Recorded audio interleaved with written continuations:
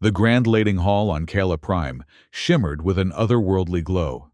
Its vaulted ceilings, woven with bioluminescent strands harvested from the deepest trenches of the Virian Sea, cast prismatic reflections across the silver metal walls. Colonel Judd Worrell stood at the threshold, his Earth uniform stark against the ornate decor that defined the heart of the Galactic Council's power. 7 cycles. That's what they had given Earth. 7 cycles to prepare what they called a tribute. The air inside the hall was thick with alien pheromones, a cocktail of scents designed to subtly influence the emotional states of the various species present. Judd's neural implant automatically filtered the most potent compounds. But even so, he could feel a slight pressure at his temples, a reminder that he was an outsider here, despite his diplomatic credentials. The Galactic Council chamber spread before him like a theater in the round, with concentric rings of seating arranged in a hierarchical pattern. At the center stood the Grethorian representative, his gold-plated staff of office gleaming under the ambient light. Around him, arranged by influence and military might, sat the representatives of over 100 civilizations. Earth's seat was near the outer rim, a position that reflected its relatively recent admission to the Council following the Mars offensive 7 years ago. The war had depleted Earth's resources, but not its resolve. That's why Judd was here, representing a planet still recovering from conflict, yet unwilling to bow to intimidation. "The representative from Earth," announced the chamber's automated system, its voice resonating in perfect universal translation. "Colonel Judd Worrell, veteran of the Orion Crisis and Mars Offensive." All eyes turned toward him, some biological, others mechanical, and a few that defied easy categorization. The Vekari representative's compound eyes flashed with barely concealed disdain, while the Viri diplomat's tentacles rippled in what Judd recognized as amusement. "Approach, Earth representative," the Grethorian commanded, his voice carrying the natural authority of a species that had been among the Council's founding members. "The Council has deliberated on Earth's position within our collective."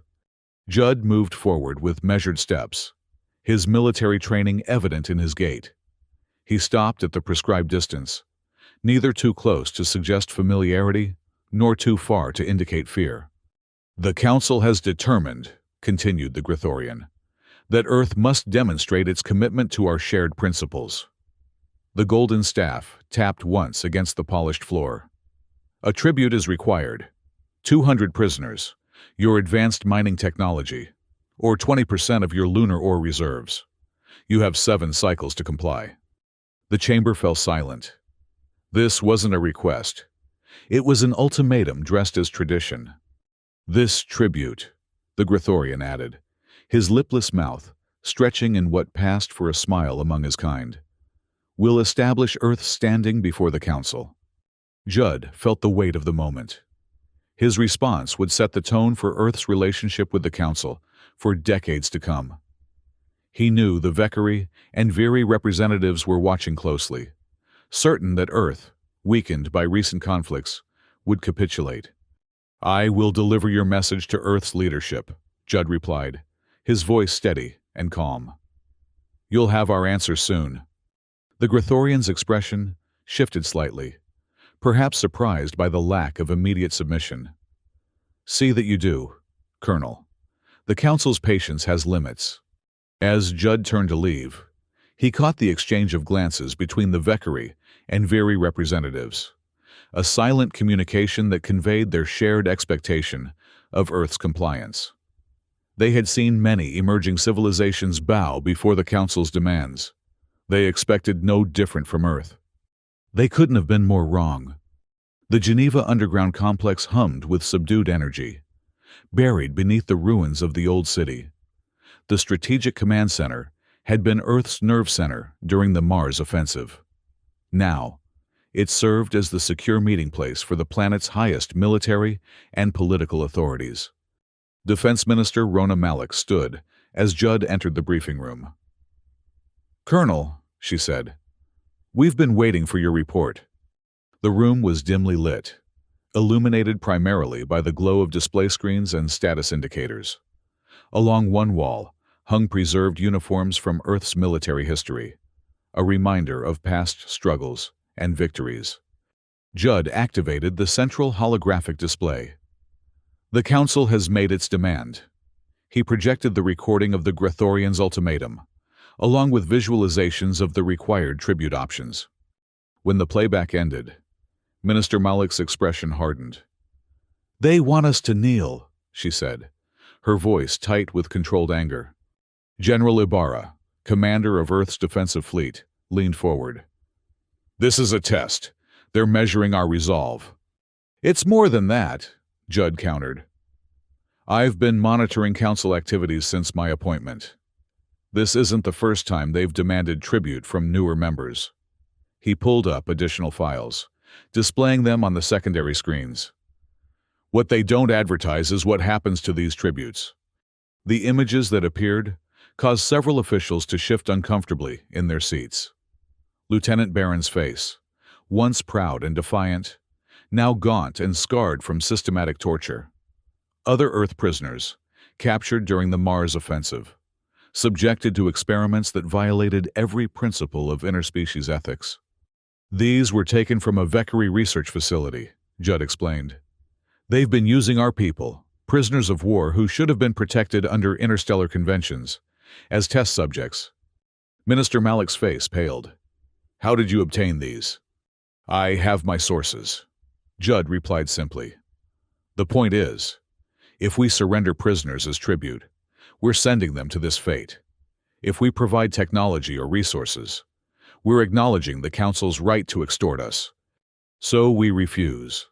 General Ibarra stated, politely but firmly, "We're not in a position to provoke open warfare, but we won't submit to blackmail."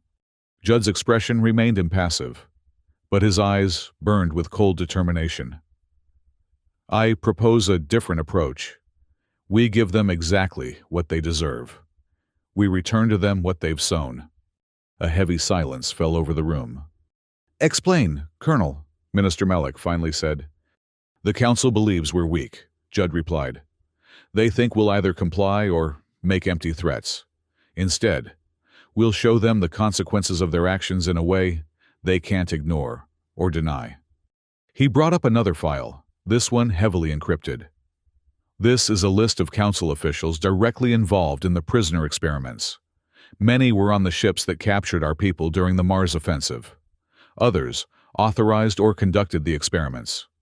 The list scrolled on the screen: names, ranks, species designations, and crime details. "And what do you propose we do with this information?" General Ibarra asked. Judd's reply was cold and precise. "We give them their tribute, 200 of their own." The secure storage facility required 3 separate biometric verifications before Judd could access the Black Ops database. Lieutenant Sora Hale stood beside him, her face illuminated by the blue glow of the security scanner.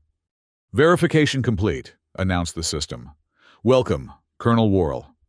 The database contained Earth's most closely guarded intelligence on Council activities, information gathered through covert operations, deep space intercepts, and a network of informants spread across a dozen worlds. "Pull up the prisoner records," Judd instructed.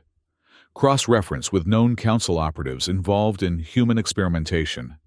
Sora's fingers moved rapidly across the interface. 200 prisoners, as requested by the Council." She paused, examining the data. "Colonel, many of these individuals are already deceased. Confirmed casualties from various operations." "How many?" 93 confirmed dead. The rest are either in custody at black sites or listed as missing in action." Judd nodded. "That's enough to start with. We need to recover as many of the bodies as possible. Assemble a team for retrieval operations." "And the living prisoners?" Sora asked. "Maintain their security protocols. We only need their data for now." Judd studied the screen. "Priority on recovering the highest-ranking Council operatives first. Within 3 days." A special operations team had recovered 30 corpses from an abandoned outpost on Kai's Prime. The station had been used as a holding facility for captured Council agents before a radiation leak forced its evacuation. The bodies, preserved by the cold vacuum of space, were transported back to Earth under the highest security protocols. On the fifth day, a stealth team intercepted a Grathorian transport vessel carrying 2 Council prisoners who had been captured alive during a counterintelligence operation in the Orion sector. These prisoners, both high-ranking intelligence officers, were added to the inventory. In a secure facility beneath the Atlantic seabed, the grim work continued. Each head was carefully removed, preserved in cryoglass containers, and labeled with the individual's name, rank, and a detailed account of their crimes against Earth prisoners. Meanwhile, Earth engineers modified a standard service probe, the kind used for routine maintenance of space infrastructure. They disabled all identification beacons, removed all weaponry, and installed a single compartment lined with transparent cryoglass. Into this compartment went 38 preserved Council heads, along with a neural data node containing compressed files, torture recordings, secret logs, and experimental data that documented the Council's atrocities against Earth prisoners. The tribute was ready. The unmarked probe slipped through the Council's satellite perimeter without triggering alarms. It transmitted no signals, carried no weapons, and moved at precisely the speed that would allow it to be classified as harmless debris by automated defense systems. When it docked at Kala Prime's Legion Central Hangar, Council security personnel initially treated it as a navigation error. It wasn't until they attempted to identify its origin that alarms began to sound. "Unknown vessel of Earth design," reported the security chief. "No life signs, no active systems." The Grathorian representative, informed of the unusual arrival, ordered an immediate inspection. "This may be the Earth tribute," he announced, pleased at what he perceived as prompt compliance. The Council's reception committee gathered in the hangar bay. The Grathorian led the procession, flanked by the Vekari and Viri representatives. Behind them stood a collection of officials from various species, all curious to see what Earth had offered. The probe's single compartment opened with a soft hiss of equalizing pressure. Inside, bathed in the pale blue glow of preservation fields, sat rows of transparent containers. The Grathorian approached, peering into the first container, the pale, decomposing face of Vern, once the Council's leading xenobiologist and architect of the neural pain threshold experiments on human subjects, stared back at him through the cryoglass. Absolute silence fell across the hangar. The Grathorian stumbled backward, his staff of office clattering to the floor. The Vekari representative's compound eyes widened in recognition. The second container held the preserved head of his species' military attaché, who had overseen the capture of Earth vessels during the Mars offensive. The neural data node activated automatically, projecting high-definition images of Council officials torturing Earth prisoners. The evidence was undeniable, the identifications precise.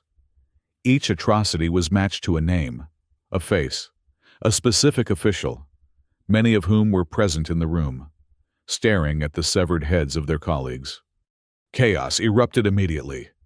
The Viri representative launched into accusations against the Vekari, claiming they had escalated the situation by authorizing the experiments.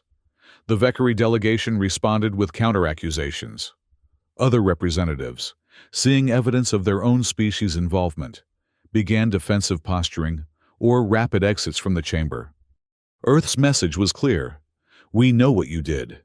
We know who did it. And we can reach you anywhere. Within hours, the Council chamber had devolved into factional arguments. The Tevel delegate from the Viri coalition called for immediate military action against Earth.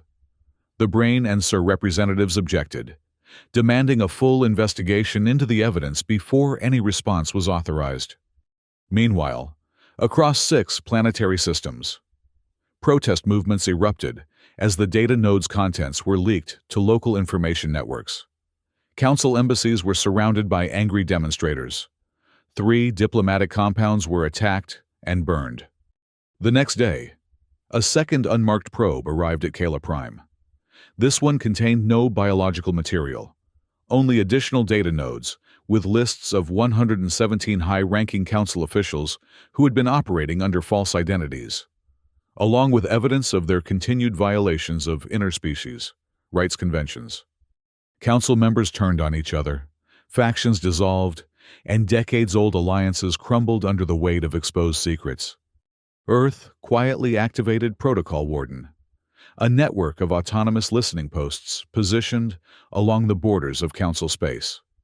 These undetectable devices monitored all Council ship movements, communications, and military deployments. 23 deep-cover Terran operatives, embedded in Council infrastructure for years, received encoded activation orders within days. 8 Council intelligence stations suffered catastrophic data loss. 1 research facility experienced a reactor meltdown. The Council, panicking, ordered increased security measures and loyalty screenings, but they couldn't identify the source of the infiltrations. Trust within their own ranks had collapsed completely. In a final move, Earth broadcast directly through the Council's own satellite network, transmitting unedited footage of neural experimentation on Terran prisoners. The tests, designed to establish pain thresholds across species, showed Council scientists methodically stripping away every ethical boundary that had once defined civilized behavior. 14 smaller civilizations formally withdrew from the Galactic Council, severing all trade and military agreements. Without their support, the Council's authority began to crumble. The coordinating functions of the Council ceased, diplomatic channels froze, command structures fractured. Military units either voluntarily withdrew or stopped following central directives. In the Strategic Command Center beneath Geneva, Judd Worrell switched off the display that had been tracking the Council's disintegration. He made no declaration of victory, announced no end to hostilities. Earth simply withdrew to its defensive perimeter and watched from a distance as the Galactic Council, once the supreme power in known space, collapsed into a hollow symbol of what it had been. The Council had demanded tribute and received the consequences of their own actions. The truth, it turned out, could kill more effectively than any weapon. The lading hall on Kala Prime stood empty now, its once imposing chambers silent.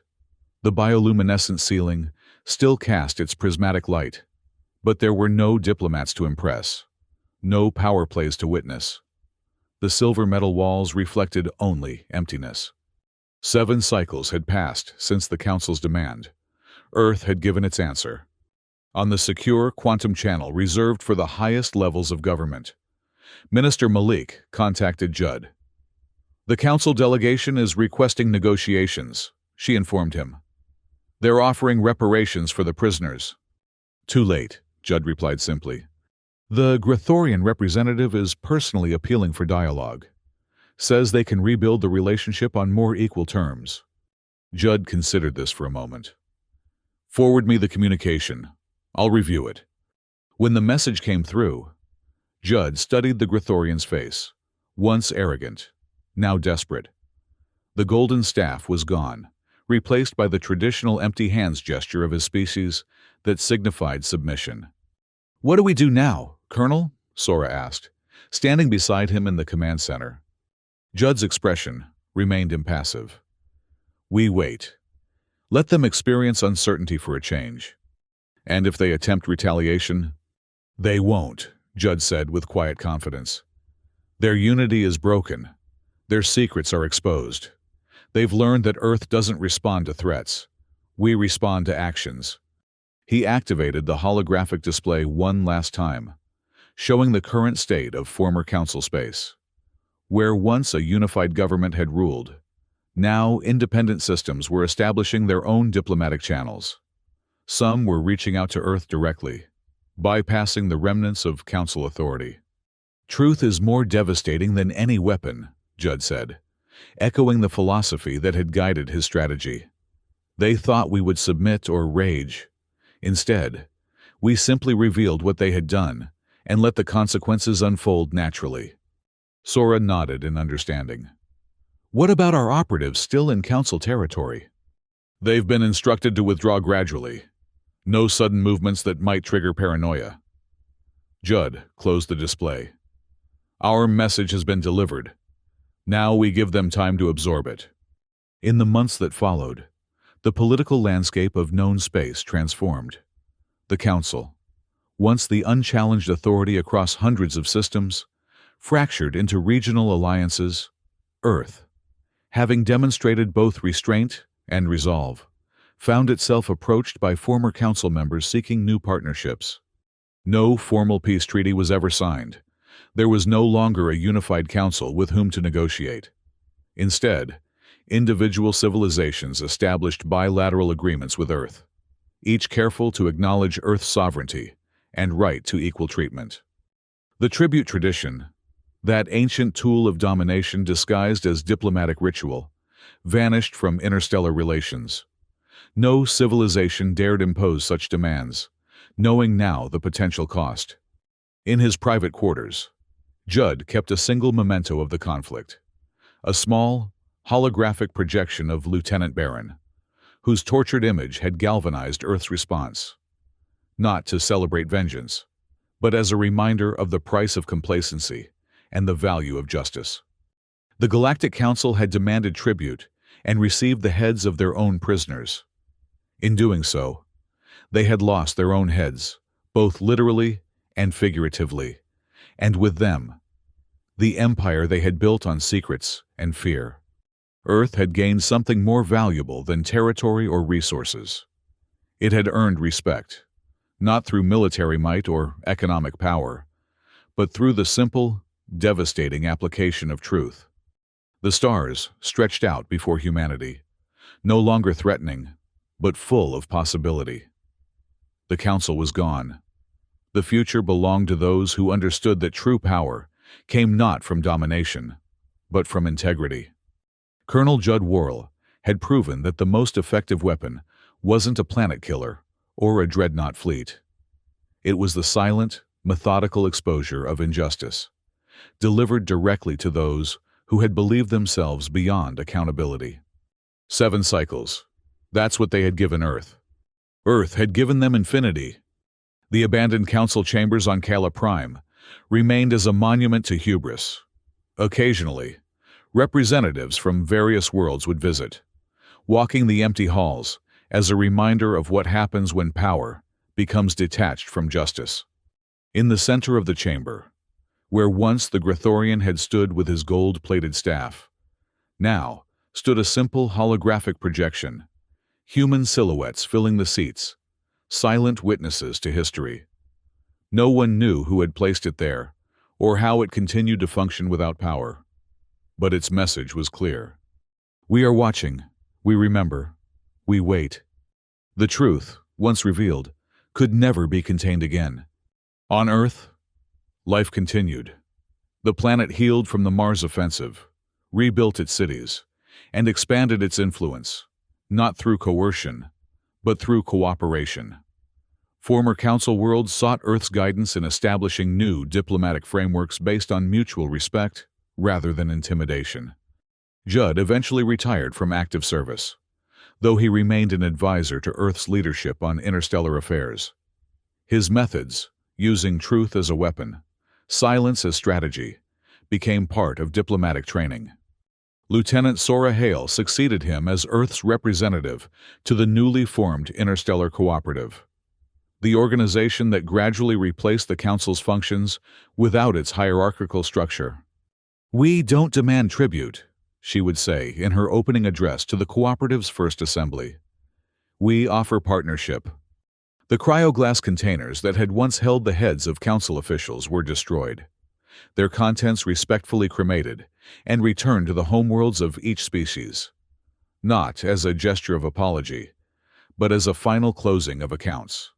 Justice had been served. The ledger was balanced. Protocol Warden remained active. However, a silent guardian, monitoring the depths of space for any sign that the lessons of the past might be forgotten. Earth would never again be caught unprepared. In time, the story of how Earth brought down the Galactic Council became legend, told and retold across 100 worlds. Some versions emphasized the horror of the severed heads. Others focused on the strategic brilliance of using the Council's own atrocities against it. But the truth, as Judd knew, was simpler. He had simply shown the Council a mirror, forcing it to confront its own reflection. The system had collapsed not from external pressure, but from the weight of its own contradictions. The universe, it seemed, had a certain sense of justice after all. Years later, when asked if he regretted his methods, Judd would always give the same reply. "We didn't destroy the Council. We merely revealed what it truly was. The rest happened on its own." Truth, it turned out, was the ultimate weapon, and silence, the perfect delivery system. When the Galactic Council demanded tribute, they received the heads of their own prisoners, and in doing so, lost their own.